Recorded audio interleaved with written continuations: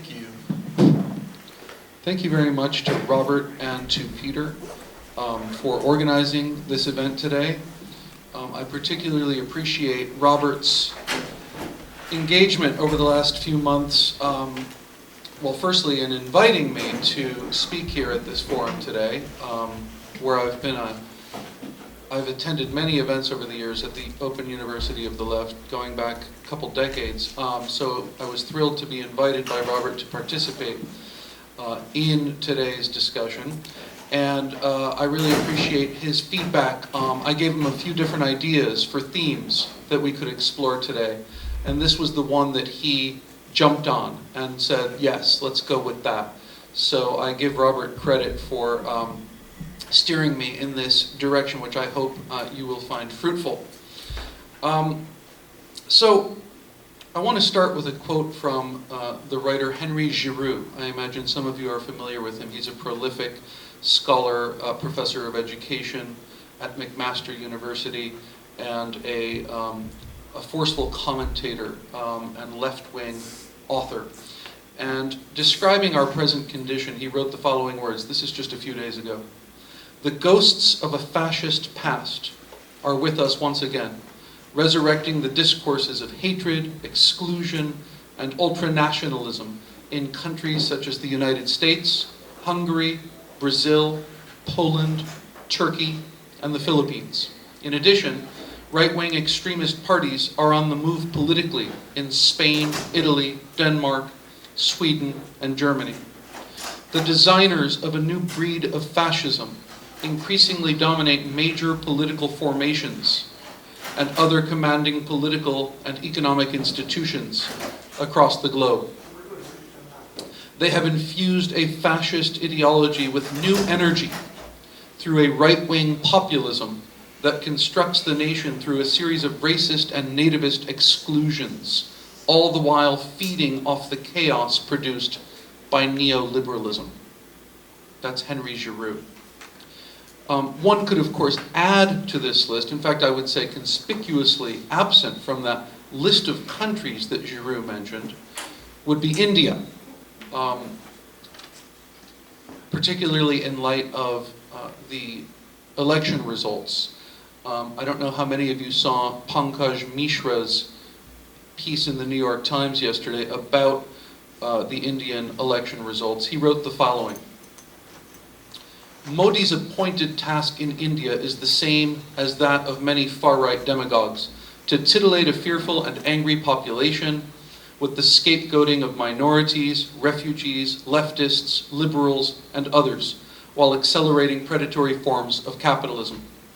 He may have failed," he meaning Modi, "may have failed to create job opportunities for disadvantaged Indians, but he has sanctioned them with his own vengeful contempt for English-speaking elites, so raucously talk back to and shout down the already privileged. In lieu of any liberation from injustice, he has emancipated the darkest of emotions. He has licensed his supporters to explicitly hate a range of people, from perfidious Pakistanis and Indian Muslims to their, quote, anti-national Indian appeasers." Continuing with this quote from Pankaj Mishra, "Intoxicating voters with the seductive passion of vengeance and grandiose fantasies of power and domination, Modi has pioneered the politics of enmity. He has opened up what Nietzsche called a whole tremulous realm of subterranean revenge, inexhaustible and insatiable in outbursts." Sound familiar? Well, it is familiar because all of these authoritarian populist movements, leaders, parties, and rulers are actually connected. They're connected in this global wave of authoritarian populism, or what you might call an authoritarian populist moment. And they see themselves, so they're not just objectively connected, insofar as they are on the march simultaneously around the world at this moment, but they see themselves as connected. They see themselves in one another. In fact, there have been both implicit and explicit expressions of these interconnections, perhaps most visibly in Steve Bannon's efforts to forge something like a populist international across Europe. And notice that Bannon is not nearly as interested in the populist movements in the global south, right? He's not accidentally focused on the authoritarian populists of Europe because of his white nationalist sensibilities. But on the other hand, the Trump administration is very, very fond of the authoritarian characters who have emerged in this moment from the global south. Trump and Modi are very fond of one another. Trump and Sisi, and we can discuss this in the Q&A if you're interested on a case-by-case basis. But certainly someone like Sisi, who I think is in fact an authoritarian populist of a particular brand, they see themselves in one another. They see their journeys and their plights as deeply interconnected with one another, and I think they are. So, to bring things home here, in the US, there's been a really vibrant debate since the aftermath of Trump's election, right? Beginning immediately, even before Trump was elected, just talking about the phenomenon of the Trump juggernaut leading up to the election, but particularly since his election, there's been a huge debate on the left about what are the key drivers of the Trump phenomenon? What is driving Trump supporters? Is it race or is it class? Was Trump's support principally about a white lash or about the working class being left behind by neoliberalism and the savage inequalities that it produces? There's a particular genre, and the city of Chicago is sort of connected to it insofar as two of the more prominent representatives of this left behind thesis, that Trump's support should be principally understood in terms of neoliberalism and the Democratic Party's failure to in any way forge an opposition or an alternative to neoliberalism. Two of, I would say, of the more prominent proponents of this view are Tom Frank, who no longer lives in Chicago but used to, and edited the journal The Baffler here for many years, and Walter Ben Michaels, who teaches at UIC. There's also been, and we can talk about this particular view in the Q&A perhaps if you're interested, but there's also been a proliferation of literature in the aftermath of Trump's election to try to make sense of Trump country, Trump voters. Books like Hillbilly Elegy, which was had already been published but became a bestseller. Books like Strangers in Their Own Land by the sociologist Arlie Hochschild. And a number of journalistic profiles of these poor white counties that voted for Trump began to proliferate in media outlets and newspapers and magazines. There was sort of this genre of sort of this, sending almost out of anthropological curiosity, going to talk to Trump voters. Who are they? What makes them tick? There was this sort of, we were drenched with these kinds of pieces for a while. There's also, I should say, been a proliferation of very, very good studies of the populist phenomenon internationally. So books like John Judas, The Populist Explosion, got a lot of attention. Sasha Polakoff-Saransky's book, Go Back to Where You Came From, which deals with the anti-immigrant backlash in Europe and the role that it has played in the rise of authoritarian populist parties. Basharat Peer of the New York Times has written an excellent book comparing Erdogan in Turkey and Modi in India. The book is called A Question of Order, The Return of the Strongmen. So there's been more and more attention to this populist phenomenon. And at the same time, there's been a huge explosion, I would say, of anti-populist commentary coming from places like The Economist magazine, the Davos crowd, intellectuals like Yascha Mounk, who wrote The People versus Democracy and who writes a column for Slate and is constantly quoted and interviewed about these things. People like David Frum, who now writes for The Atlantic magazine, Fareed Zakaria, and people of this sort of caste, this sort of the Davos neoliberal centrist establishment has been warning us nonstop about the dangers of this populist wave and the need to beat it back. They might disagree about how to defeat it, but it's just assumed that this is a dangerous phenomenon that needs to be stopped. And what they end up doing, of course, is in effect defending the status quo ante, right? This genre of anti-populism, centrist establishment anti-populism, either assumes or explicitly argues for the restoration of the way things were before. There's even nostalgia for the old Republican Party, right? And you saw this particularly with the death of George H.W. Bush, Bush père, and the death of John McCain, in the commentaries, the elegies that issued forth at their funerals and on cable television.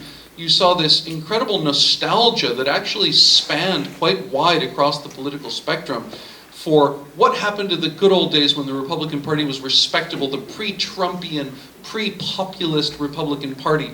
And so this is a deeply problematic way of understanding the populist phenomenon, which has given birth to, I think, another genre, which I call anti-populism.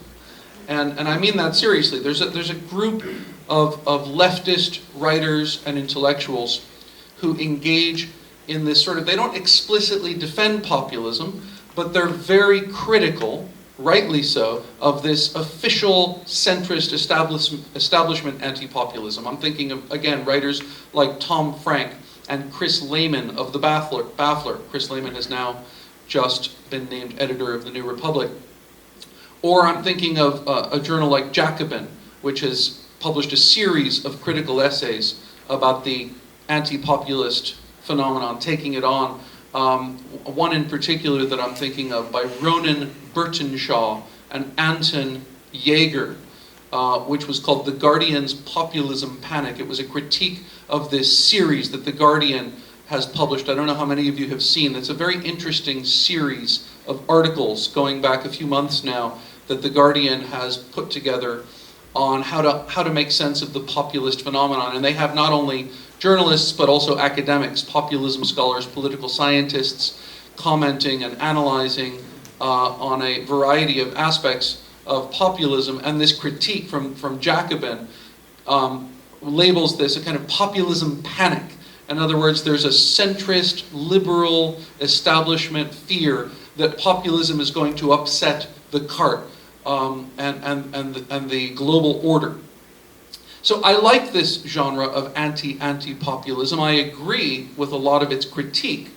I think it's actually bang on in terms of what's wrong with the sort of official liberal centrist version of anti-populism. But I think there are some real shortcomings in this anti-populist genre. One is that it's vague on populism itself. It seems to be content with simply critiquing anti-populism, and it focuses on a particular strain or particular genre of anti-populism, namely the centrist version, and tends to avoid more radical leftist critiques of populism. I think that's one problem. It also tends to be a bit snarky and self-satisfied, which I find really annoying. It has, in some versions, it has a sort of nostalgia for left populism, which is to say, and you find this particularly amongst historians who specialize in 19th century and early 20th century American history and have written, let's say, books about the populism, the left populists of the United States of that era, which is an absolutely fascinating and important chapter of history, and I've taught it. I've used some of the work of these scholars on left populism and its history. But this nostalgia, there's a certain way of engaging in nostalgia for left populism that is, I think, selective and engages in a sort of denial about the profound transfiguration of populism into what is today basically, not exclusively, but predominantly a right-wing force in the world. So let me just make that really clear.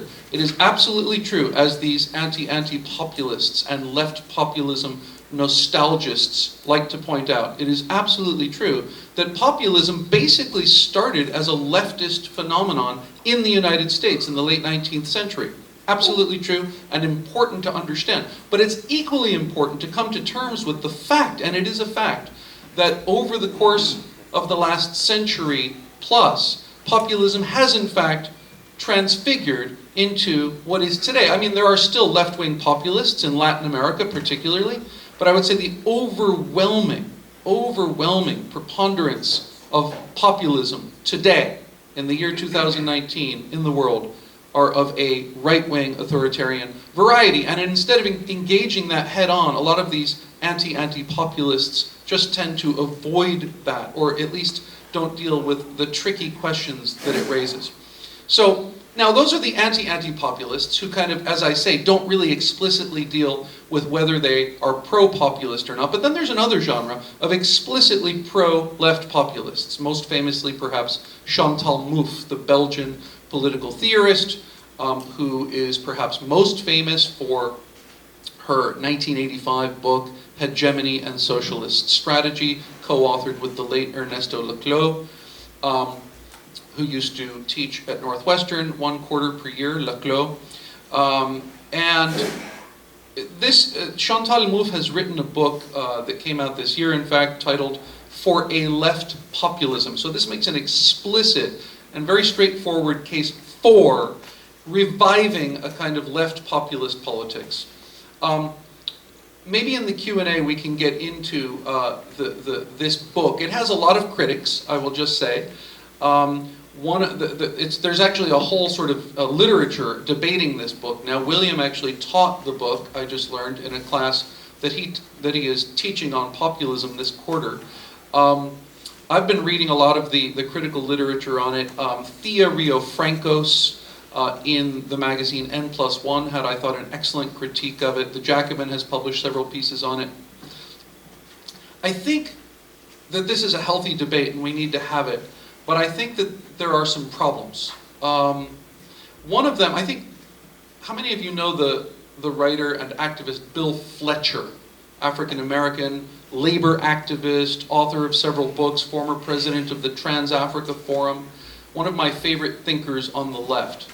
And Bill Fletcher said the following in his, this is not a critique specifically of Chantal Mouffe, but it's a comment on this tendency of certain advocates of left populism to imagine that we can just flip the switch and replace right-wing populism with left-wing populism. He says, right-wing populism cannot be understood outside an analysis of race. It is because of this basic fact that much of the left, specifically but not exclusively white leftists, find itself regularly confused at the strategic and tactical levels in their approaches toward right-wing populist parties and movements. Some on the left seem to think that the right wing can be extracted from right-wing populism, thereby making the movement progressive and acceptable. This misses a very fundamental issue. Right-wing populism is not right-wing plus populism, but is rather an integral phenomenon. Holding that phenomenon together are several chords, one of the most important being race. This, by the way, this essay was published in the Socialist Register 2016. I highly recommend it. It's called Stars and Bars, Understanding Right-Wing Populism in the USA.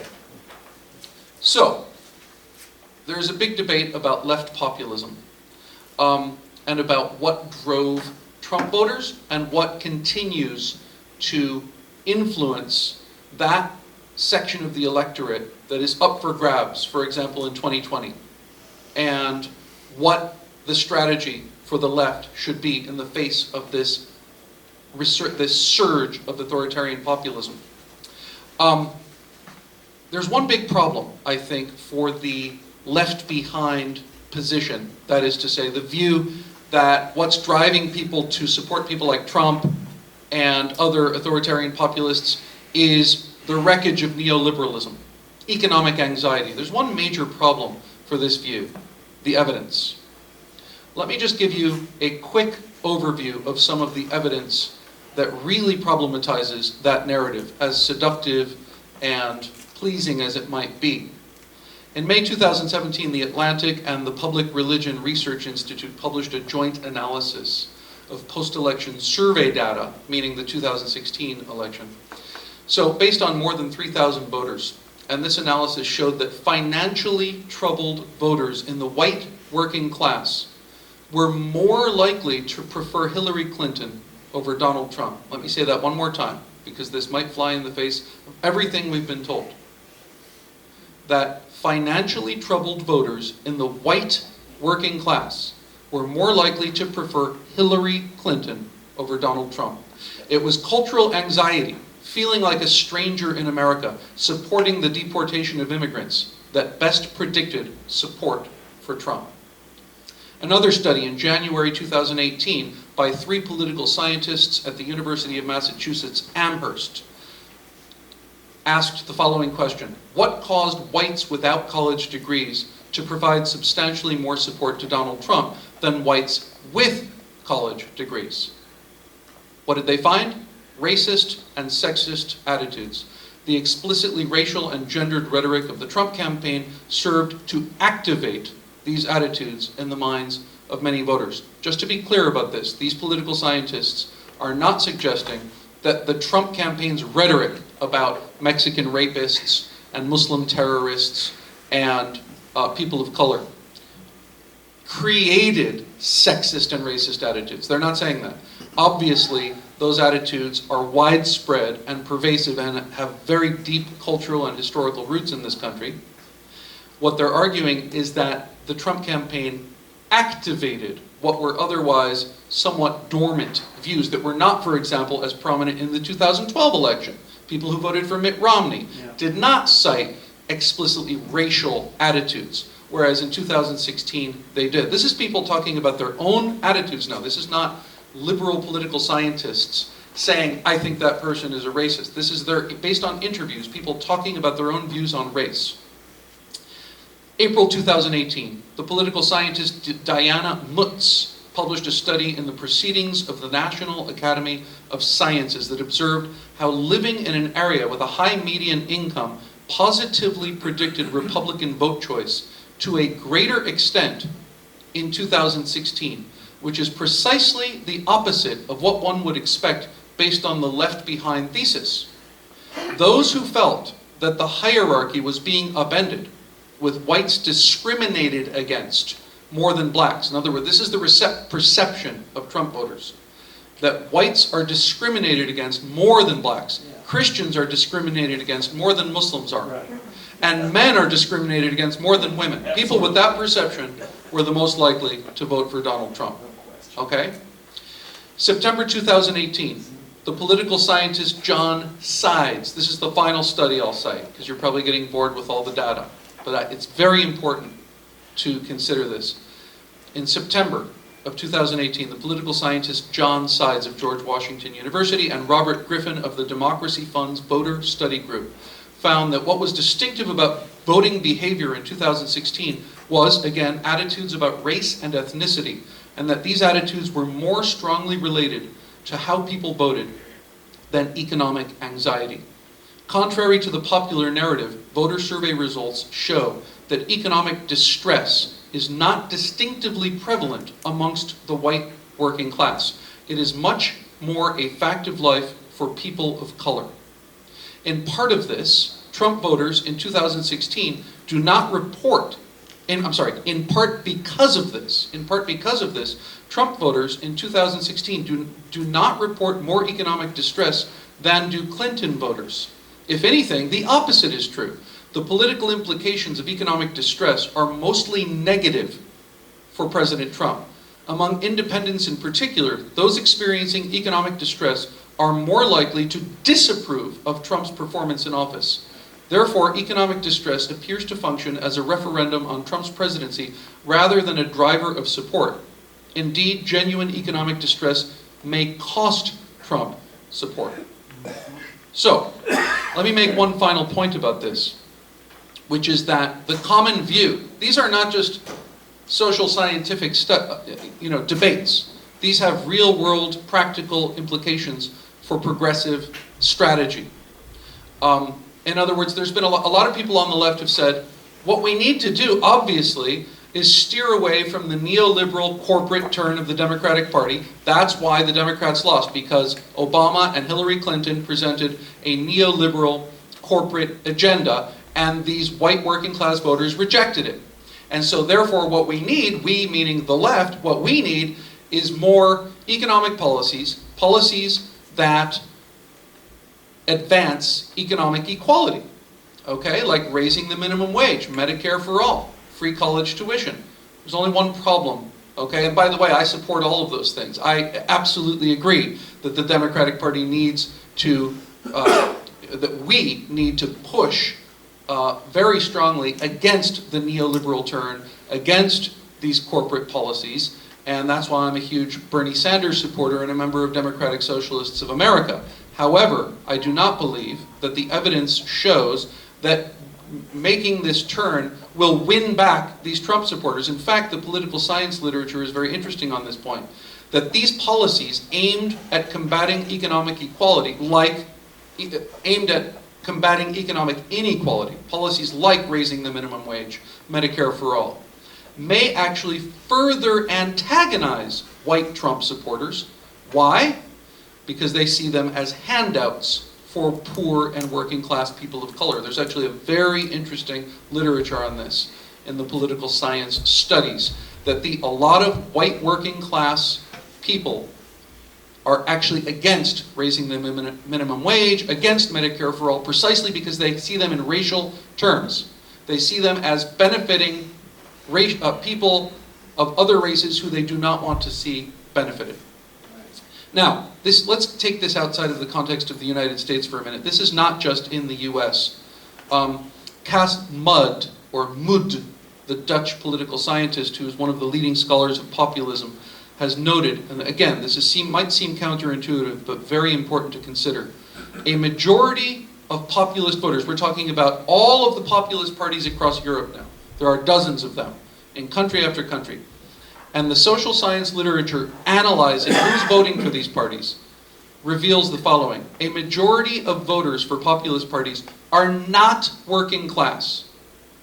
And a majority of working class people do not vote for populist parties. These are the facts that we have to come to terms with. They problematize this narrative, this very soothing and appealing narrative that what's driving authoritarian populism and support for reactionary thugs like Trump et al. Is economic anxiety. The facts simply do not bear this out. So, and by the way, if you want to get a really distilled 25-minute or so debate about this, there was a fantastic episode of Mehdi Hassan's podcast, Deconstructed, which is part of The Intercept, right? Mehdi Hassan, perhaps most famous for his Al Jazeera programs, but he's got this great podcast called Deconstructed on The Intercept. He's also a columnist for The Intercept. He had two people on these different, one arguing that it's economic anxiety, one arguing that it's identitarian and racial anxieties. It was this political scientist whom I mentioned, John Sides, against Brianna Joy Gray, who was then a reporter with The Intercept and is now the national press secretary for Bernie Sanders' presidential campaign. So again, these are not purely abstract debates. There are people moving between journalism and the policy world who are bringing these issues to bear on practical questions of strategy. But I highly recommend this episode of Deconstructed, in which John Sides and Brianna Joy Gray debate this, whether it was more class or race, whether it was more of a white lash and identity crisis. This is the title of John Sides' new book, by the way, Identity Crisis, which analyzes all of this data. So I highly recommend that. And I'll close on the following. This is a very healthy and important debate for the left to be having, but what's really desperately missing from it, in my view, is a confrontation with deeper factors at play, deeper and darker forces. I think that we need to revisit the Frankfurt School. And specifically, I think we need to look back at writers like Wilhelm Reich, whose book, The Mass Psychology of Fascism, was one of the early attempts to come to grips with what was driving support for the Nazis. This is an absolute classic that really deserves rereading and reconsideration.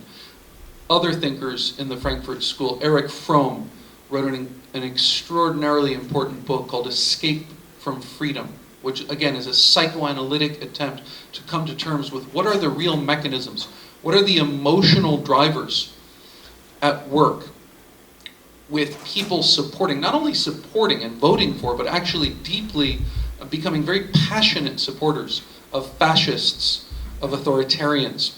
There was a series of studies that the Frankfurt School, under the leadership of Max Horkheimer and Theodor Adorno, undertook to do with the authoritarian personality.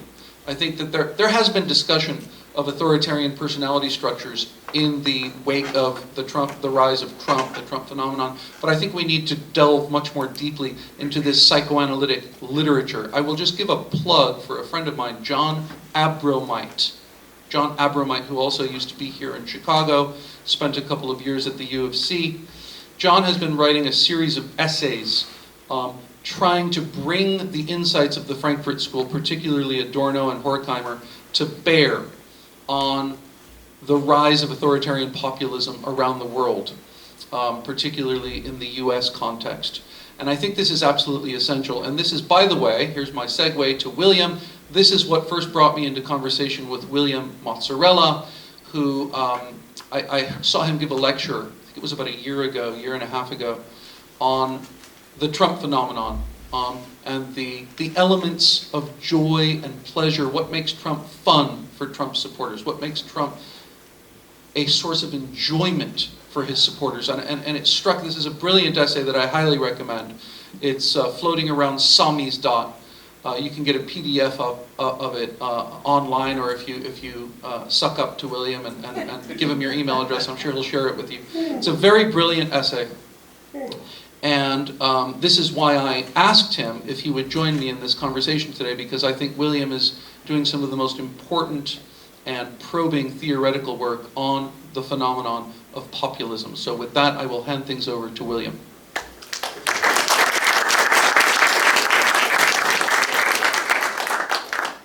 Thank you, Danny. I was told to kiss the microphone. I'm feeling a little bit weird about that. We don't actually know each other very well. Can you hear me through this thing? I'm not sure it's actually amplified. Yeah, we can hear. All right.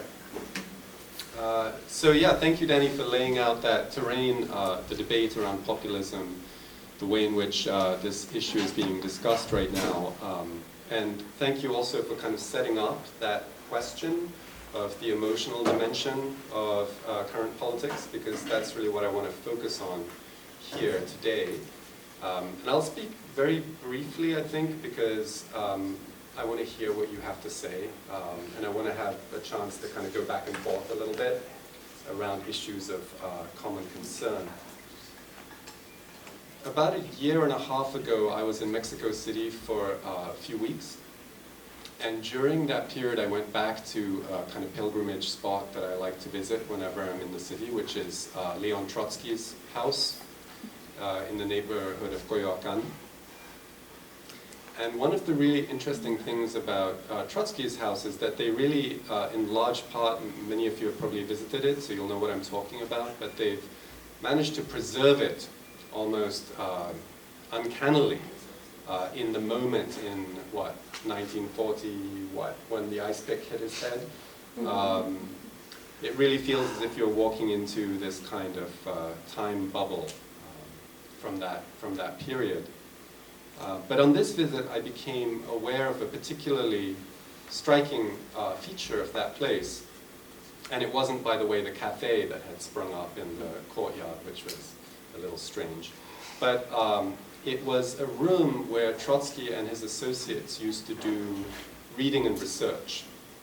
So I believe Trotsky, while he was in Mexico City and probably elsewhere too, had at least a couple of research assistants, associates, who used to spend the day in the house, in this room, reading, and trying to figure out how to, solve the problem of global capitalism.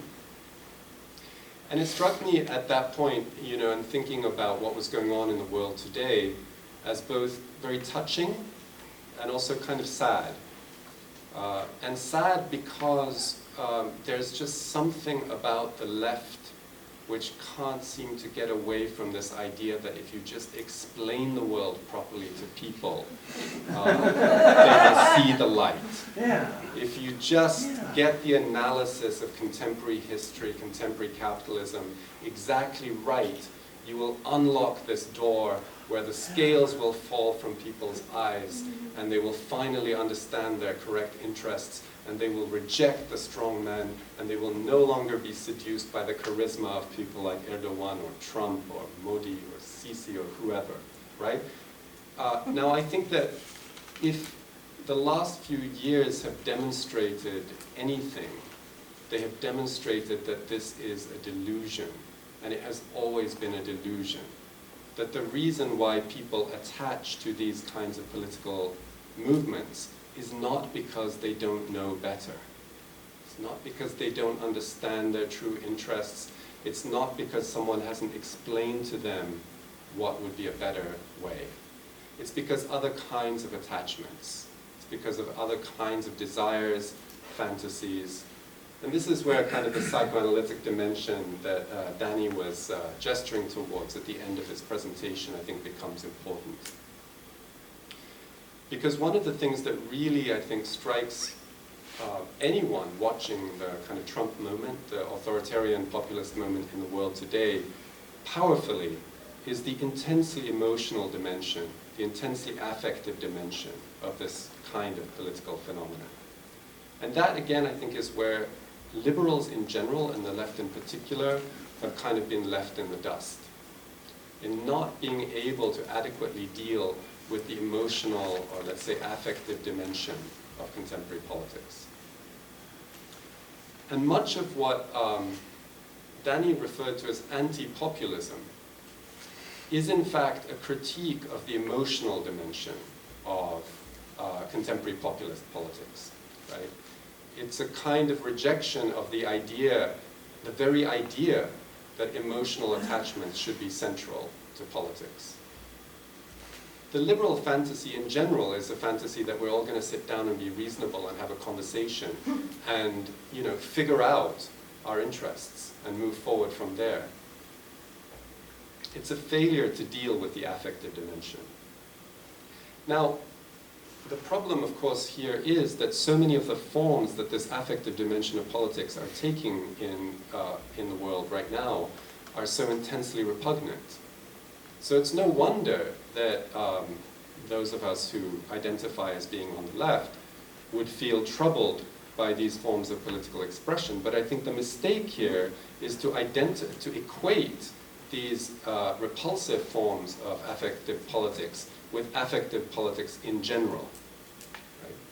I think the question becomes, how could one imagine a different kind of politics that would take into account this affective dimension of the social, of the political?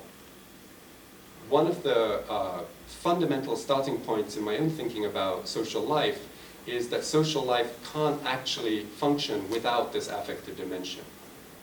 You can't have an effective social order that isn't at the same time an affective social order. There has to be a level of attachment, a level of enthusiasm, a level of, as the great sociologist Emile Durkheim once put it, collective effervescence in order for society to function.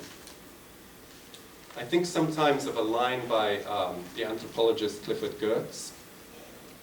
Geertz said, a world wholly demystified is a world wholly depoliticized. Okay?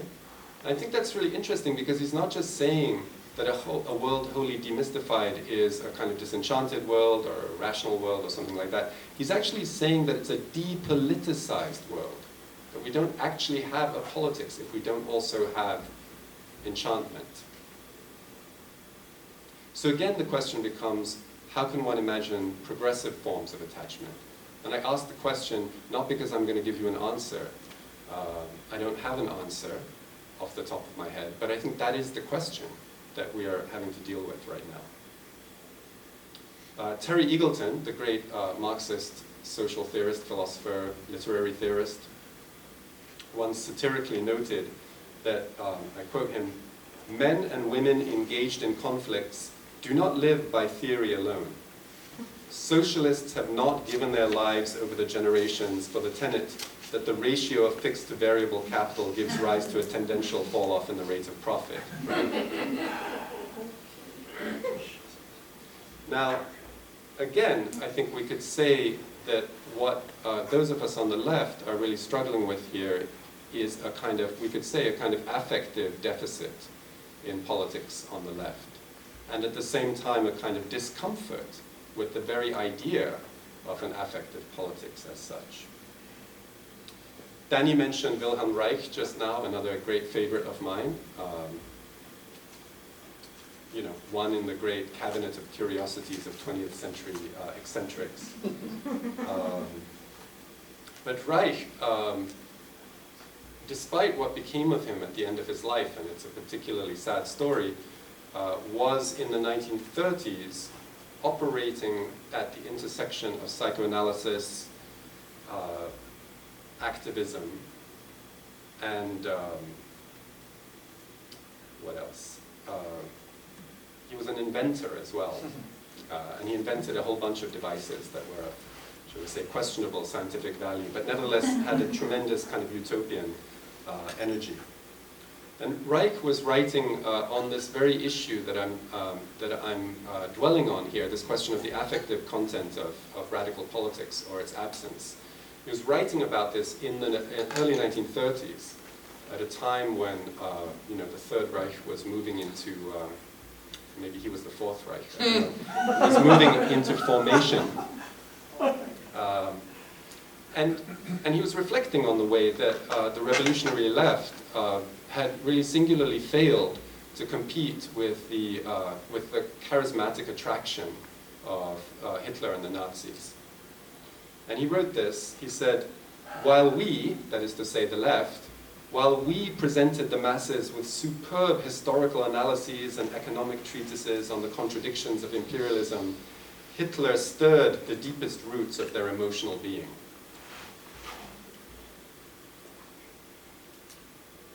Now, I think that part of the problem that leftist politics has had with this problem of stirring the deepest roots of our emotional being has been the legacy of fascism. Right? The fact that mass affect became so tightly identified with fascism, I think, did a great deal of damage to the possibility of imagining another kind of affective politics. And you see that effect even in things like classic social theoretical formulations of the public sphere. So for instance, when Jürgen Habermas was writing his famous structural transformation of the public sphere study in the 1950s, it was published in the early 1960s, Habermas essentially evacuated affect altogether out of his vision of what a public sphere should look like, and instead formulated a kind of ideal of deliberative rationality, communicative rationality, right? Where affect was essentially something to be banished to the private domain, to be kept in the private domain, and at best cultivated as a kind of aesthetic sensibility in private. Theodor Adorno, since we're on this Frankfurt School tip here for a while, I think was one of the most acute diagnosticians of this, of the unfortunate effects of this identification between an affective politics and fascism. In a diary entry in 1960, Adorno wrote, and this is, I think, the last quotation I'm going to trouble you with. He wrote, "It is a wholly irreparable disaster that in Germany everything connected in any way at all with a nearby happiness, with home, has been taken over by the reactionary camp, by Philistinism, by cliquishness, by the self-righteousness of the narrow-minded, by the heart-warmingly sentimental, by nationalism, and ultimately fascism. One cannot enjoy so much as an old nook or cranny without feeling shame or a sense of guilt. This means the loss of something that should have been preserved for the progressive cause. Right? And I think this is part of the argument that someone like Chantal Mouffe is making too, in her proposition for a left populism. That in order to have a left populism, there has to be an engagement with these kind of nearby, intimate sentiments of social life. Whether through aesthetic practice, whether through some other kind of form. In fact, one of the most controversial aspects of Chantal Mouffe's book and argument has been her praise for patriotism, right? Her insistence that in order to have a left populism, you in fact do have to have some kind of nurturing of the idea of national community and national sentiment. And of course we can see all the ways in which this runs smack up against questions of racism, xenophobia, immigration politics, etc. But maybe one could say in a general sense that the problem of politics as such, and I realize this sounds like an impossibly grandiose statement, but the problem of politics as such is this question of making connections between the most intimate domains of human social experience and, you know, large-scale abstractions. And the sad part is that the right has been very good at this. But they're good at it in a way where the large-scale social abstractions are always framed as questions of scapegoating. Right? So it always becomes a question of leveling resentment in the direction of immigrants or whatever category of deplorable, undeserving others the particular moment has installed. And the problem with that, of course, is that in channeling collective affects into these kind of formations of blame, into these kind of formations of hatred, you're also not doing that work, that liberatory work, that would involve having people face up to their own internal contradictions, right? And again, this is kind of the psychoanalytic point, right? If we think psychoanalytically about politics, then a progressive politics, and someone like Reich made this point over and over again, a progressive politics would have to actually require facing up to our own internal struggles, conflicts, and contradictions. And what a right-wing politics generally does is to displace those contradictions onto outside others, so that there is no confrontation with the inner conflict. There's an externalization of conflict onto some kind of demonized other. So the challenge for the left has always been how to activate that intimate affective domain in a way that forces us to confront ourselves. And that's much harder work, right? That's much more difficult. It's a harder sell, but I think the payoff is also much, much greater. I'll just make one final point, because Danny mentioned some of this literature that's come out in the last few years around trying to explain Trumpism and trying to explain Trump voters and so forth. And Tom Frank was a kind of early voice in some of this, although it was pre-Trump by quite a few years. Arlie Hochschild's studies, Strangers in Their Own Land, is that what it's called? Prescribes empathy. Right? This is the recommended solution that Hochschild has for us. She says that in this time when we're so divided, when the distance between red states and blue states has never been greater, where we can't even imagine beginning to inhabit the perspective of people on the other side of the political divide, the recipe has to be empathy. The recipe has to be, you know, putting ourselves in the shoes of those who are on the other side. Now, I think this is a very, very problematic kind of statement, right? And for a number of reasons. But maybe most of all because a couple of things. One is that empathy doesn't actually mean putting yourself, knowing what it's like to be someone else. Because you can't know what it's like to be someone else. That's just impossible. Empathy means putting yourself in the space of someone else's affects. right? Making yourself porous to someone else's affects. That's not the same thing as knowing what it's like to be them, or to be in their position. What it means is exposing yourself to the affective, shall we say, cloud or atmosphere of someone else's presence. And that can be a terrifying experience. That can be a violent experience. But I think it is necessary. I think it is necessary today to open ourselves, not because we think we can understand what someone else's life is like or what it's like to be them, but because the very terrain of our political life right now is so highly affectively charged. I think we need to be able to figure out those attachments, figure out the patterns of those attachments in different ways. Part of another problem with empathy is that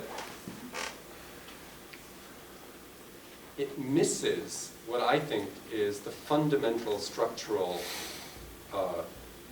dynamic today in the relationship between those on the left and those on the right. And that fundamental dynamic, this is something that I write about in that Trump paper that Danny mentioned. That fundamental dynamic could be described as a kind of codependency of enjoyments between the left and the right.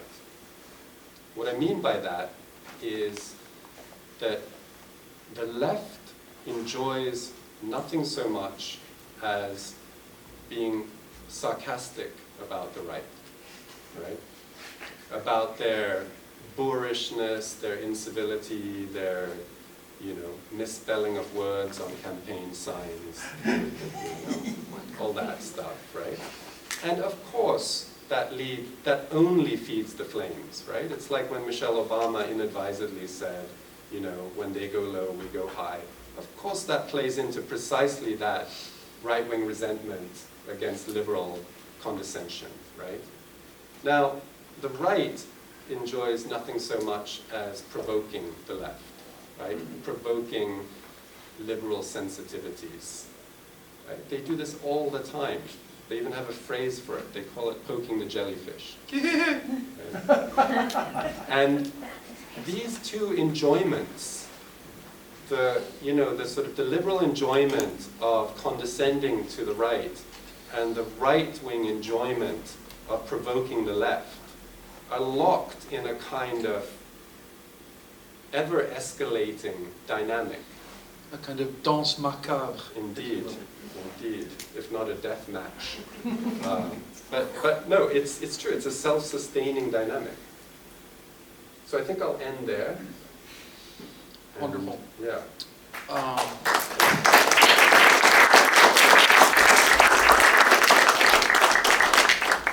Great, so we want to hear your thoughts, but we're also going to just have a brief exchange between the two of us because I have a couple of questions for William. But as we're exchanging views for a couple of minutes, definitely think up your questions and then we'll go to the Q&A. William, thanks for those insights. I want to ask you about, because we agree on the need for a deeper analysis and confrontation with the emotional forces at work in this phenomenon, driving this phenomenon of authoritarian populism and its parties and leaders. I think there's a resistance. What do you think? There seems to me that there's a bit of resistance amongst the folks I described as anti-populists and explicitly left populists. I think there's something of a resistance to going there and engaging in psychoanalytic or emotional diagnosis of this phenomenon, precisely for a reason that I think you alluded to a moment ago, which is for fear of condescending. Like, the idea that psychoanalyzing what drives people to not only support but really enjoy really attach themselves to someone like Trump, Modi, Erdogan, Bolsonaro. This, it seems to me, there's a feeling out there that, like, if you do that, if you go beyond just looking at their class position, their economic pain, and you go into this realm of the emotions and their unconscious, that this is somehow demeaning to them. Now, I can't give you an exact quotation from anyone in either of these camps, either the left populist camp or the anti-populist camp, who's explicitly saying that, but I feel in my bones, to get affective for a moment, I just know from conversations with people, like, they're palpably uncomfortable with this kind of a turn. And I want to make 2 points about that. One is that I cited Wilhelm Reich and Erich Fromm, not just because I think they were interesting thinkers, it's also important to remember, they were Marxists. This was once central to the Marxist project, making sense of the rise of fascism by drawing on something that went deeper than just pure class analysis. These were Marxist thinkers who said, we have to understand what's going on, why working class people are supporting fascists whose programs will destroy these people's lives, and yet these people know that and they enjoy it, they support them. And they gave different explanations, and we might find those explanations compelling or uncompelling or somewhere in between, but these were Marxist thinkers, and I think we've traveled a long way in this sense. There are still a few, I mean, there was a time when Freudo-Marxist thought was a very big deal. These were commonplace insights and conversations that took place on the left. And I think in the contemporary left debate about authoritarian populism and Trumpism in particular, I think there's a real, not only an absence, but an actual resistance to going there. I'm not sure why, but I wonder if you have any thoughts on that. Yeah, no, that's a great question.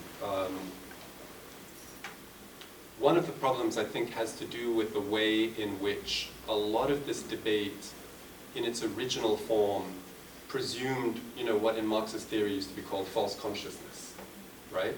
The idea that people are deluded about their own true interests. So even with the kind of psychoanalytic approach, there was a version of that kind of presumed that once you had sort of explained people's attachments to them, again, the scales would fall from their eyes and they would see things clearly, right? So I think the false consciousness thing was one of the reasons why people became leery of these kinds of analyses, because they didn't want to, they realized that it was problematic to presume a standpoint from which one could judge the validity of other people's worldviews, right? I think there are a few other reasons as well, and one of them has to do with what I would call, the ambiguity of affect, right? The fact that there is no inherent political valence to our emotional attachments, right? And that, I think, becomes troubling for a politically motivated analysis, because it becomes very hard in any kind of a priori way to distinguish the affects or the emotional orientations that lead to fascism versus, a progressive solution. And I realize I'm actually pointing right and left as I say that. So there's that question, that the uncanniness of the way that once we start talking about things like the affective dimension of the political, we seem to be in this kind of zone of indeterminacy where those kinds of affective attachments kind of move ambiguously back and forth between forms that we would think of as reactionary or repressive. And, again, and this is a psychoanalytic point, right? That early attachments are in that sense fundamentally ambivalent, right? Yes, and they don't fit neatly into, shall we say, political formulas, categories of political analysis that we advance. Right.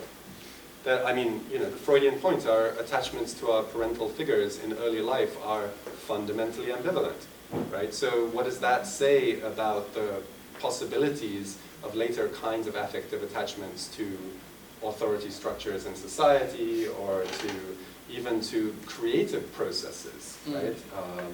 And this is, again, was something that Reich was very engaged with. The other thing I would say, and this is something that comes up a lot around the literature on populism, of course, is the question of charisma and the question of leadership. This is something that Mouffe has been taken to task for, right? That she advocates and argues that that leftists should get over their hang-ups about charismatic leadership, and that leaders can play a vital and mobilizing role in a left politics. And she's been taken to task for this for obvious reasons. Right, but so exactly. But I think it's worth noting that our very notion of charisma is itself an ambivalent one, right? So on the one hand, we like to deplore this kind of authoritarian charisma that we see in many contemporary political leaders. On the other hand, we're happy to celebrate, for instance, a charismatic teacher, right? I mean, this is also something that is seen as a good thing, right? So what does that mean? In both cases, a charismatic figure is someone who is able to activate something in us, right? Whether for good or for ill. A charismatic figure is someone who is able to bring alive some kind of immanent potential, right? But yes, I mean, Mouffe's point is very much, that leftist solutions that presume that radical politics can simply emerge from the bottom up, kind of spontaneously, are dead in the water. I mean, she's very much, in that sense, an institutionalist, right? Yes, and your view on this is quite different from hers, as I understand it, because when you visited my class, I should say William and I both taught classes on populism. Unbeknownst to each other. Truly, I had no clue, but I had heard William's lecture on Trump, and I invited him to visit my populism class at UIC in the winter, and I asked you point blank in the class whether you agreed with the left populists that we need that the answer to right-wing populism is left-wing populism, right? That's the crux of the debate about left populism. Is left populism an answer? Is it possible? Is it desirable? And your answer to that was very interesting and surprising to me, which was that you thought the whole question was based on poor foundations, that left populism is not something that one can cook up strategically or choreograph, that it's something that simply happens, erupts, emerges in fairly unpredictable ways. I wondered if you could just elaborate on that a little bit. Yeah, so one of the points that Mouffe makes in her book is that a left populism is not a type of regime. It's not a type of government. It's a kind of movement. Right? So that may be one of the differences, again, between what we're talking about when we're talking about left populism versus right populism. I think she is implying that the minute that kind of a movement is institutionalized, it actually stops having the character of the kind of populist upsurge that enabled it in the first place. Right, which is why her three favorite left populist figures are actually not in power, but could be. Right. So Jeremy Corbyn, Bernie Sanders, and Mélenchon in France. And so, and Thea Rio Francos brings this up in the book, that this is problematic because if we want to win, we have to take seriously the question of what happens, when a leftist comes to power or a left party comes to power. But B, she also points out that Mouffe's frame of reference is very Eurocentric because there are left populist governments in Latin America, for example, and there have been left populist governments that have come to power in other parts of the world that she doesn't deal with. But this is something you've thought about quite extensively, as far as I can tell from your writings and from our conversations, right? So maybe you have some reflections on the paradox of, for instance, Chavismo, right? Which I know that in many ways, you're not shy to celebrate the achievements of the Chavez regime, but you're also not shy to point to some of the unfortunate, shall we say, auxiliary features of the more charismatic dimensions of his administration. Right. I was was and remain a huge admirer of Hugo Chavez and the Bolivarian Revolution, particularly on the domestic front. That is to say, insofar as the Chavez government really made a massive dent in poverty, in illiteracy. It instituted, it really brought economic inequality down in Venezuela. The numbers are there and are incontestable. And regionally, I think that Chavez represented a very important moment, maybe a left populist moment, or what's sometimes called the pink tide. But there was Chavez was the first of several left-of-center governments to come to power in the starting in the late 90s into the 2000s, all over Latin America. With Evo Morales in Bolivia, and Lula in Brazil, and Correa in Ecuador, and so on and so forth. There was this, wave of left governments that were not exclusively inspired by Chavez, but that he, I think, embodied and represented in a very powerful way. My criticisms of Chavez have more to do with his relationships with leaders in other parts of the world, particularly the Middle East, where he was very, very fond of right-wing populist figures like Mahmoud Ahmadinejad, who was the president of Iran from 2005 to 2013.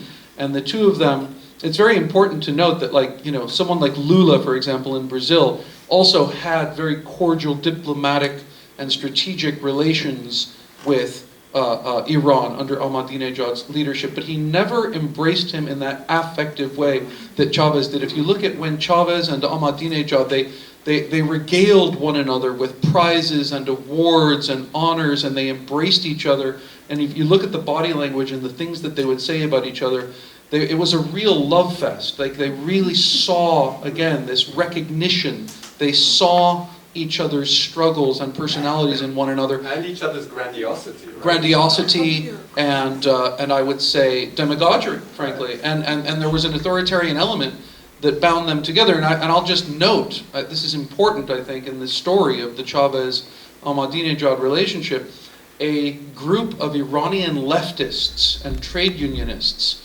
wrote an open letter, really an appeal to Hugo Chavez at the time, to say, please, first of all, they said, we are huge admirers of you and the Bolivarian Revolution. We support your agenda. We are socialists, and we stand with you in the struggle against imperialism and capitalism. Please stop embracing this fascist authoritarian thug who, in Iran, Ahmadinejad, who crushes labor unions, jails trade unionists, intellectuals, leftists, dissidents, feminists, and human rights activists. They put this out there. I was even able to have, I translated between an Iranian trade unionist and a Venezuelan trade unionist who was representing the Chavez government at an international labor gathering here in Chicago several years ago. And it was a dialogue, but the Chavez people just basically refused to acknowledge this and went on engaging in this love fest with Ahmadinejad. And it's a longer story. Chavez was also very fond of Gaddafi in Libya, of Assad in Syria, during Assad's most brutal rampages of 2011 when he was shooting unarmed protesters. This is before the militarization of the Syrian conflict in late 2011, during the first months of 2011, while the Assad regime was literally shooting protesters, unarmed demonstrators, point blank, open fire, live ammunition. Do you have a sense of this contradiction? Why? Open it up, please. Yeah, Things up. Okay, good. Yeah, let's do that. Let's open it up. Yeah. All right. So, can I Go to the microphone. Go to the mic. Okay. Let me start. Okay. Go ahead. Okay, you can come up. Okay. Yeah, here's what we want to do, okay? If we start talking from the room, we'll have chaos here in 3 minutes flat. So anything you have to say, an opinion or a question to the panel here, do it from here. We don't have as much time as I'd like us to have because we did run a little long right there, although it was a dynamic discussion. I have to give you guys your props. Sorry about that. But no, it's okay. but just so we know. So we've got about 25 minutes here, so we're going to have to make the best of that. So, you're up. Okay. So I will note lovingly and with respect for both of your talks that you two were starting to get into a little love fest there, and supposedly this was supposed to be a populist discussion of. It still can be. It will be, it can be, and I do say that lovingly. And I will also say, I do not want to say this in a finger-wagging way, because we're all wagging our fingers at each other far too much these days, but I would like to enter the term feminism into the discussion. It may have been there at the very beginning. I came in late because I was with my analyst, as it happened, and we ran over time. But I was thinking, I'm very, very interested in psychoanalysis and the intersection of psychoanalysis and populism, and politics. And I was thinking about, my brain was jumping up and down during these last 10 minutes, and I was thinking about this question, scribbling down some things that, I'm sorry, Mr. Mazzarella, I can't remember your first name. William was saying. I scribbled down some things about early attachments being fundamentally ambivalent, about the attachment to our parental figures being fundamentally ambivalent. Therefore, it's very hard to think of affective politics in terms of one kind of politics or another. But what strikes me is this whole discussion of charisma and where we are right now in our world is strongmen, the word that's been used a great deal lately in discussions of the fascist resurgences and the authoritarian resurgences all over the world, and these love fests amongst some of these men, is strongmen. And I'm thinking about the degree to which charisma is coded male, or tends to be coded male in our thinking about that phenomenon. I think there's absolutely such a thing as female charisma. I'm also thinking it's absolutely true about ambivalence and that our earliest attachments are fundamentally ambivalence, but we exist in a patriarchy. And I think that can't be discounted. When you look at Nazism, for instance, you can't discount the intense anti-feminism of Nazism and the idea of a father figure. Now, there are complexities to that idea. For instance, Hitler had a high voice. Were people confecting a father? Were they confecting a mother in a father? That's all stuff that needs to be puzzled through. But I think that we need the term patriarchy in this discussion, vitally. And if we are to understand our own ambivalences and how they lead us towards one politics or another, we need to think about how children are raised, and the assumptions about who parents are and what parenting is. So I just wanted to introduce that into the discussion. I'm fascinated, and I'm very, very grateful to have come here and heard both of you speak today. Thank you so much. Thank you. Should we take a few questions? Let me take a few, maybe. Yeah. Actually, it's better if you... Is it? Okay. Yes, absolutely. I will just say briefly thank you, Natanya, for that wonderful insight. And yes, I did briefly in passing mention that these political science studies and surveys did in fact reveal that people's views on race and gender were key determinants of their likelihood to vote for Trump. So it's there. It's absolutely there. And in the studies that I was suggesting we revisit, the Adorno-Horkheimer multi-author study of the authoritarian personality, okay, which really it speaks to our current moment deeply.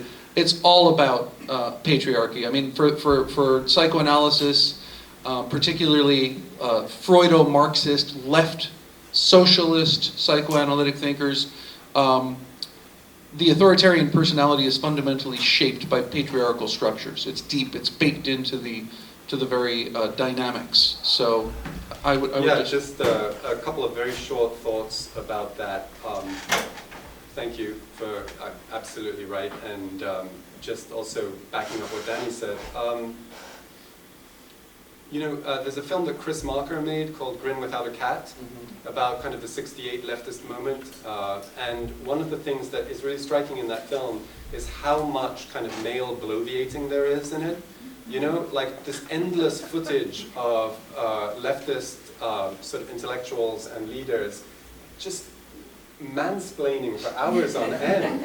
So there's a question of a sort of masculinist idiom, even of the interpretive framework, you know, when we're talking about this stuff.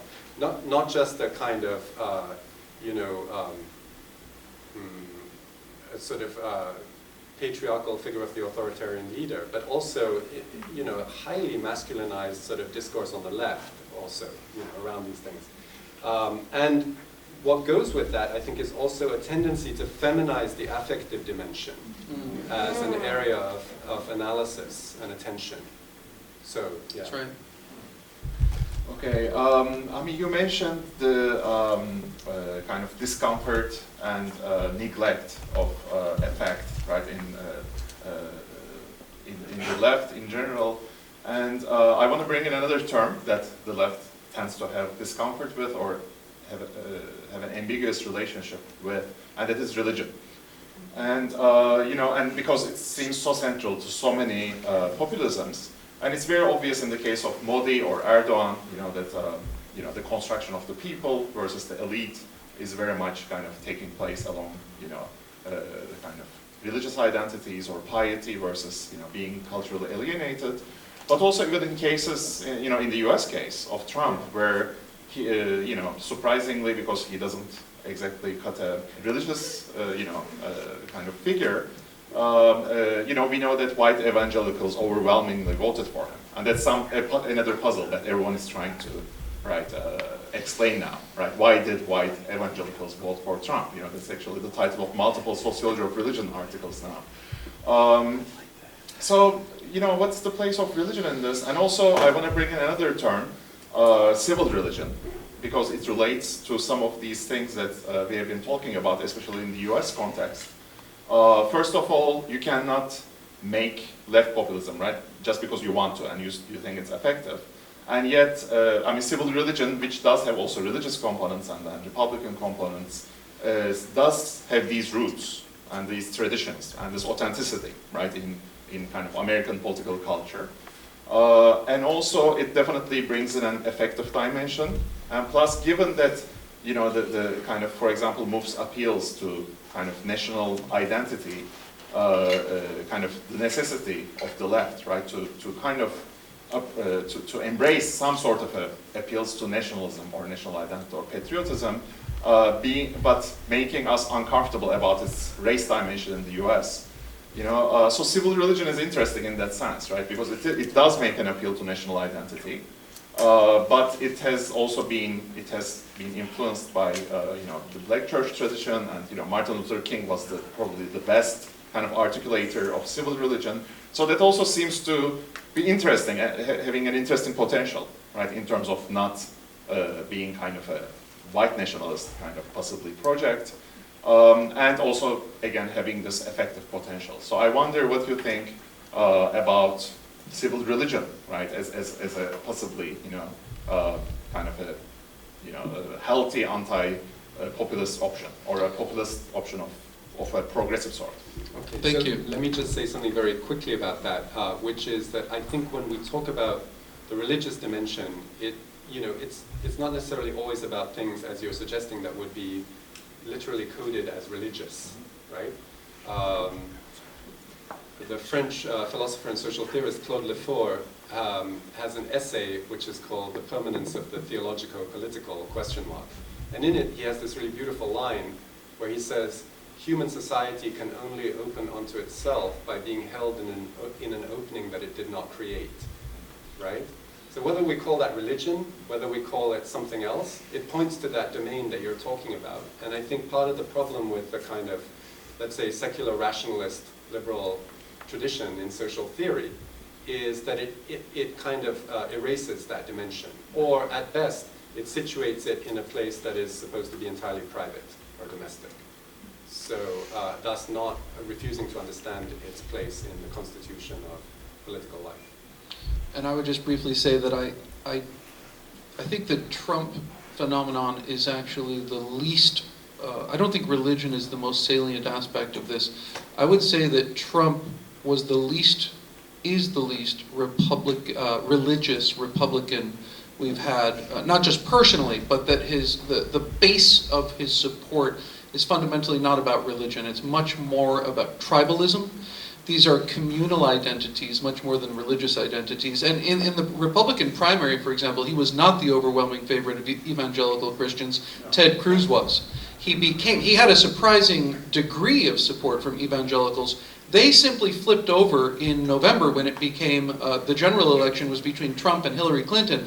Then evangelical Christians who are overwhelmingly Republicans just went for Trump because he was the Republican candidate. They were not deeply, deeply committed to him from the get-go. Peter Beinart has an excellent piece about this, arguing that the Trump phenomenon is the least religious phenomenon on the right of going back many years. This is a deeply secular phenomenon. All of this, the racial stuff that has come out, all of the explicitly xenophobic racial stuff, that defines the Trump phenomenon is actually a break in many ways with the Christian right. And not to say that the Christian right doesn't have strong elements of racism and xenophobia, but the Trump phenomenon is fundamentally, I think, a secular tribal phenomenon, not religious.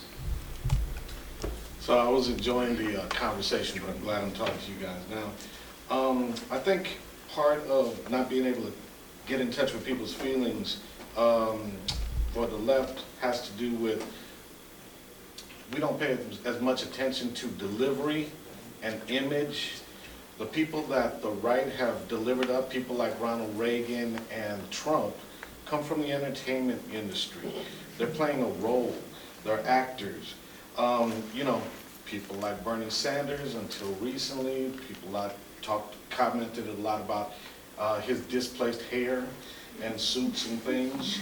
So the right pays more attention to delivery and image, but I got a question. You say we can't plan populism, left-wing populism. Okay, so I'm watching Steve Bannon. He's been running around. He purposely decided to make films to further his message. He sought out proteges like Michelle Bachmann. I forget the lady who was the governor of Alaska. Sarah Palin. There you go. And then Trump, he sought out these type of people as his proteges to further his message and goals.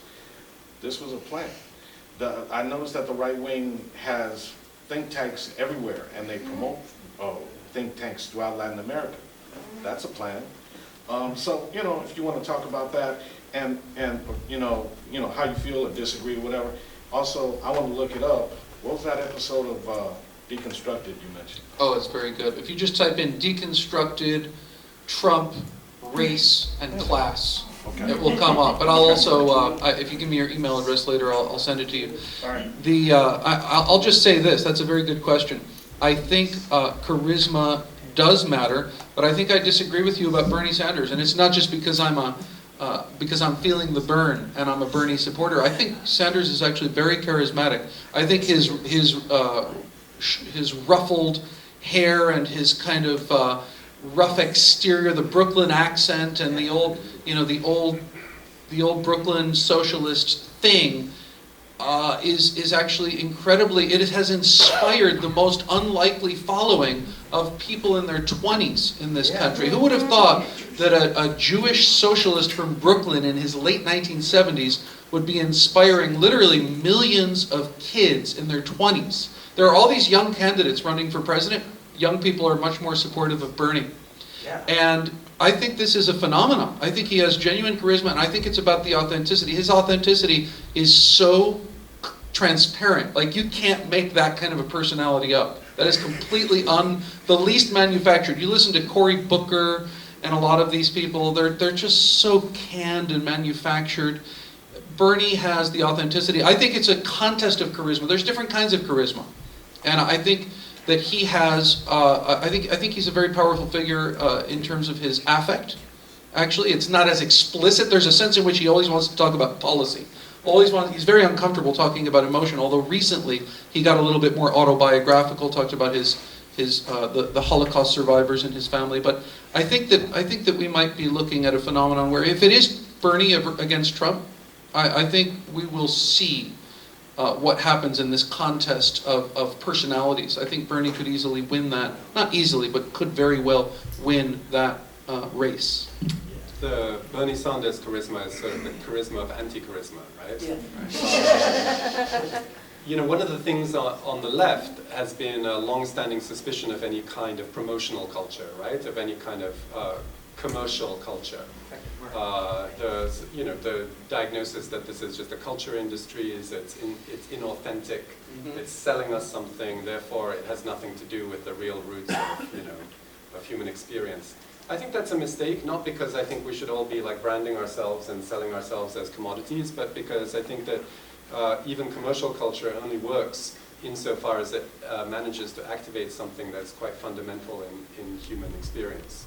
And so for the left to distance itself so profoundly from kind of the politics of marketing, is I think a missed opportunity. Not because we should be like, employing brand consultants, but because there's a real, I think, experiential foundation to the way that works. I wanted to thank the two of you for your presentation today. It was unusual and very enlightening, and I think very necessary. I also want to thank everyone who came out today. This is a great crowd. And what I've got to say really doesn't necessarily require comment because we are running short of time, but I just wanted to note that, excuse me, in the 50s in this country, psychoanalysis and the left became very highly divorced after the destruction of the left during the McCarthy period. And this psychoanalysis, psychoanalytic view carried on well into the 60s. Counterculture felt, that there were other solutions, let's say, and into the 70s, I still heard from people into the 70s that all psychological problems are from structural inequalities in the society and equal rot like that. I just wanted to say that in Chairman Mao's Little Red Book, he says you can't participate in a national revolution until you've experienced your own personal revolution. And one of my very favorite leftists, was also a psychoanalyst, said that if there is going to be a success of socialism in this country, it has to involve a promotion and a growth of the individual and collective self. And like I say, if you do want to comment on that, I'd like you to make it short because we're running out of time. Thanks. We got 9 minutes. Okay, very quickly, that's interesting about what you're saying, this sort of anti-psychoanalytic mindset in the 50s and 60s. There was definitely a backlash against it, but I'm thinking of someone like Herbert Marcuse, who was one of the most popular figures of the intellectual left in the 1960s. And Marcuse was, his book, Eros and Civilization, was, required reading on the left. His book, One Dimensional Man, was a national bestseller, and it was an explicitly Freudo-Marxist work. So I don't know, it's an interesting story. But then R.D. Laing was a popular figure in the 1950s and 60s, so there are some counterexamples. I'm not very much into all of this philosophically, but something that was really missing from what you were talking about was the issue of patriarchy, which is one of the oldest forms of oppression of people, and that women belonged to their husbands once they figured out who was the father. And so my concern about all this is that in the last 10 years is that the right-wing people have really doubled down, and particularly since Trump was elected, doubled down against oppressing women, against denying health care, against, particularly the last few months with passing abortion laws that forbid abortion. Right. And what this does is this actually disenfranchises women. It denies them control over their own bodies and their own lives. It puts half of the population. Women are 50% of the population, and you guys are acting like that's not a real statistic, in my impression. So I'm just, that's a friend of mine.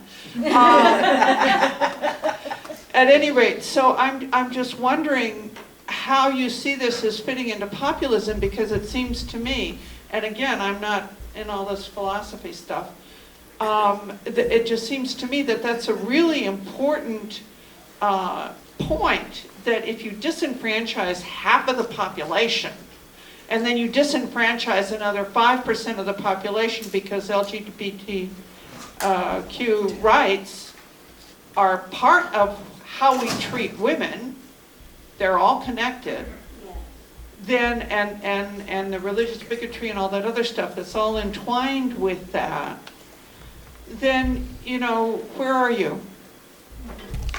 Just very briefly, thank you.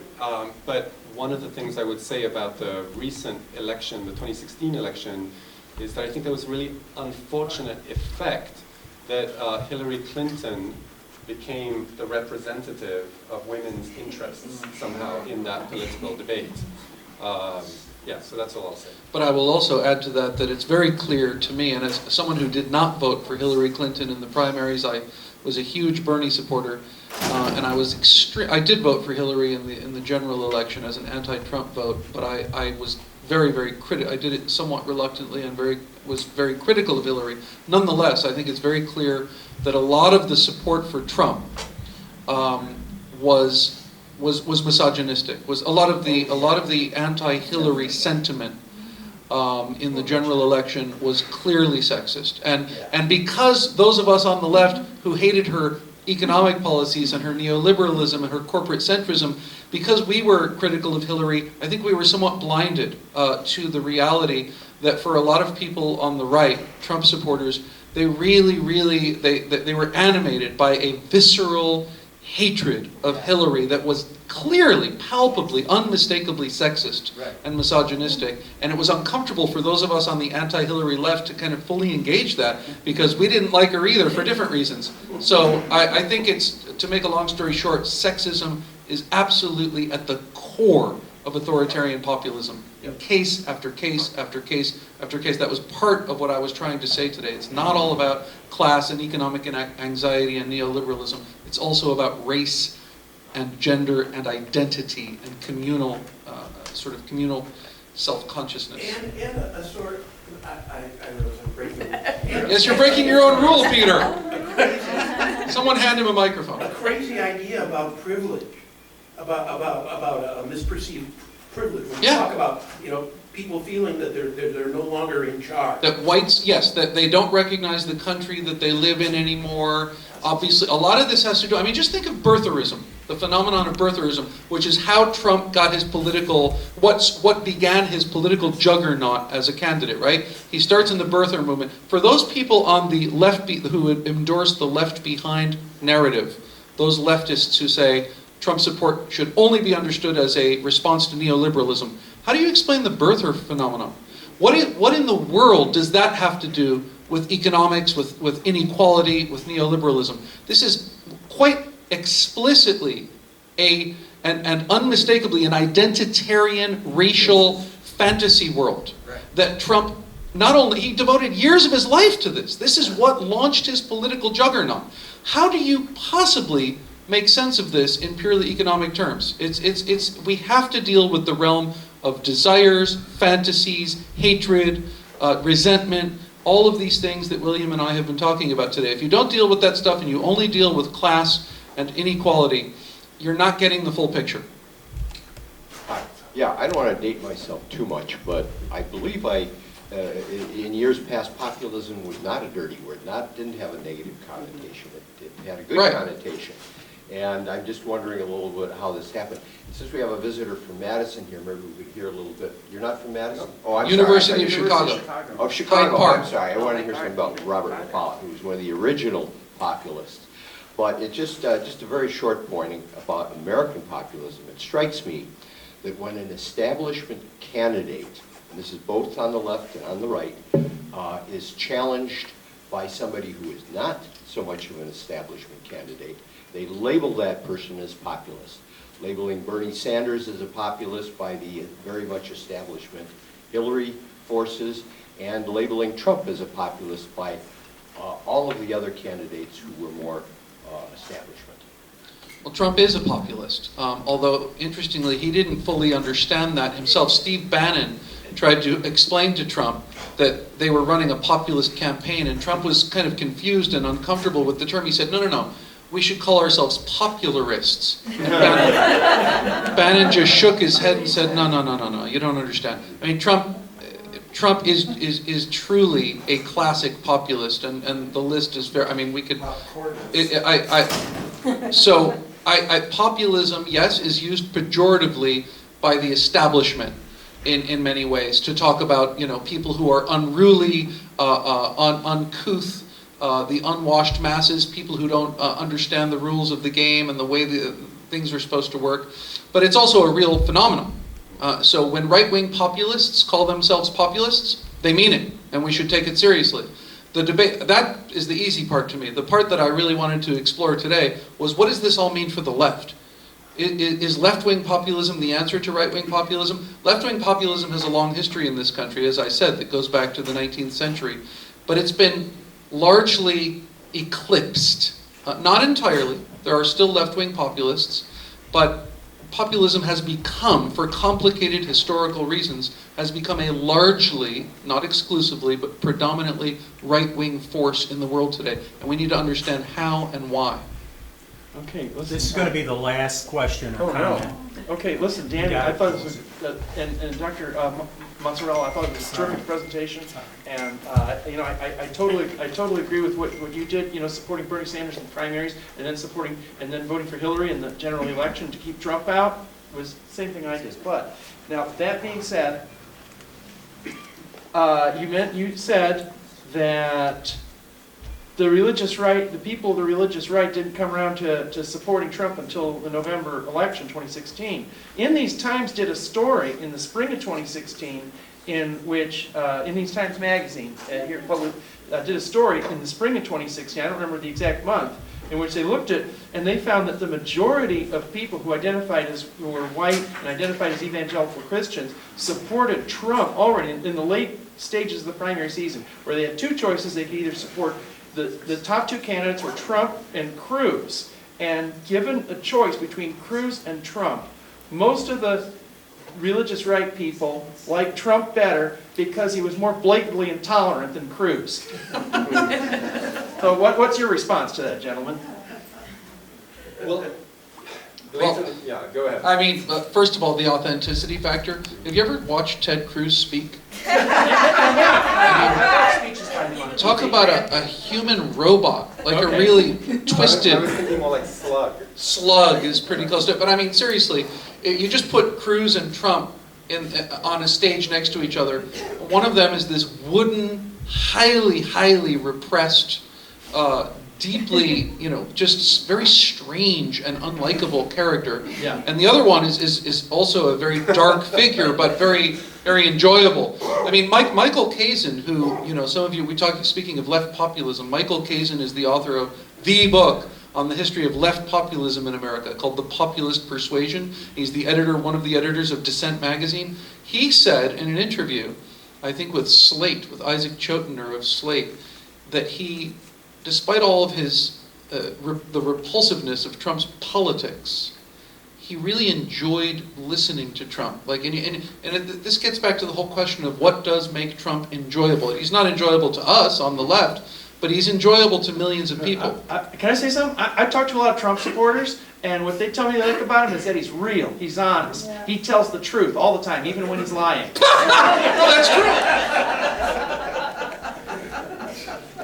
I mean, I think, I would start from the place that I myself was unable not to look at those debates, right?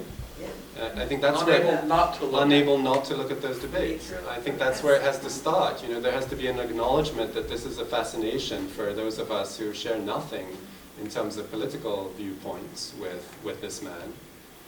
There's nevertheless a kind of car crash compulsion fascination in watching this, because no one was like that. No one in my memory of watching politicians on television behave that way. That was fascinating in itself. And when we talk about enjoyment, that doesn't necessarily mean that we're experiencing pleasure. It means the kind of sensation of scratching an itch, or watching something terrible unfold that you can't take your eyes away from. So Yeah, that to me also speaks to precisely this question of what is the fascination for, groups like the religious right with a figure like Trump, yeah. There's a whole literature devoted to that subject Yeah. now, especially from kind of liberal, pro-religion or anti-religious people who kind of, study the evangelical movement and are trying to say, well, it was becoming more progressive on certain issues like immigration, and they're very disturbed, very, very unsettled by this, the embrace of Trump. And quite frankly, my attitude, sorry if this is callous, I really don't care. I don't lose sleep over the fact that the evangelical community seems to be tied up in knots over their Trump support. I mean, it's interesting, but they deserve each other. I think we need to be tied up in knots about our Trump fascination. Perhaps this could be a good point of departure for a conversation to be continued, a sequel. Exactly. I want to thank Robert Hughes again, and Peter, and the Open University of the Left, and everyone for attending here today. And I want to thank William for agreeing to share this panel with me. Yeah, Thanks, everyone. Thank you.